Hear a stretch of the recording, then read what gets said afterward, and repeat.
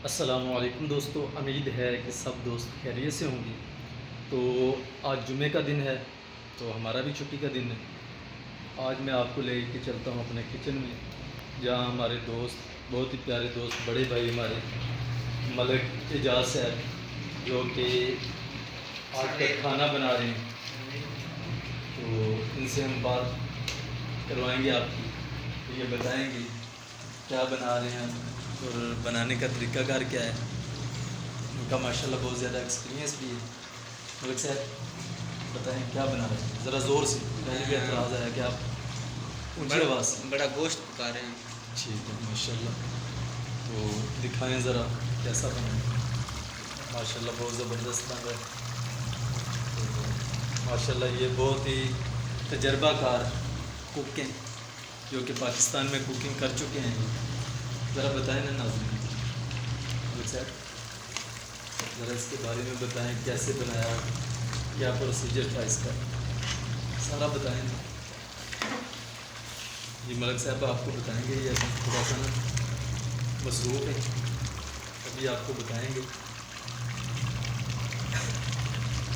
جی ملک صاحب، ابھی پیاز اور ٹماٹر ذرا ادھر روشنی میں آ جائیں۔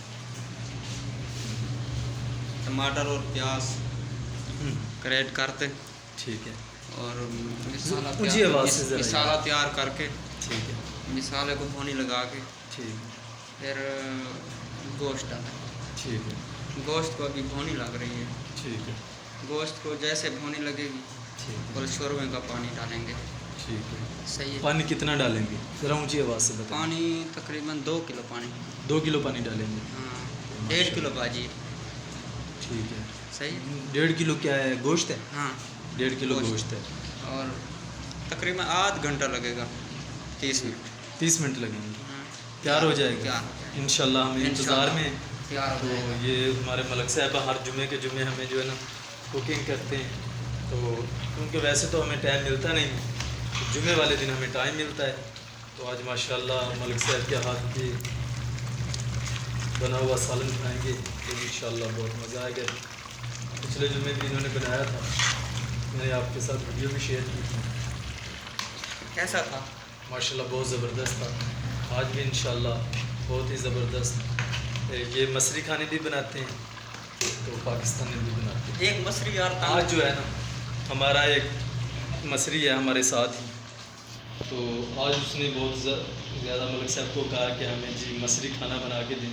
بہت زیادہ تنگ کرتا ہے ملک صاحب، کیونکہ وہ مرچ زیادہ نہیں کھاتا، مرچی زیادہ نہیں کھاتا۔ وہ بواسیر ہے نا اس کو۔ آج جو ہے ملک صاحب بنا رہے ہیں، ایسا کھانا بنا رہے ہیں جو مصریوں کو بھی پسند آئے گا، اور جو پاکستانی ادھر رہتے ہیں ان کو بھی پسند آئے گا۔ تو انشاءاللہ ملیں گے اگلے جمعے اگلی ویڈیو میں۔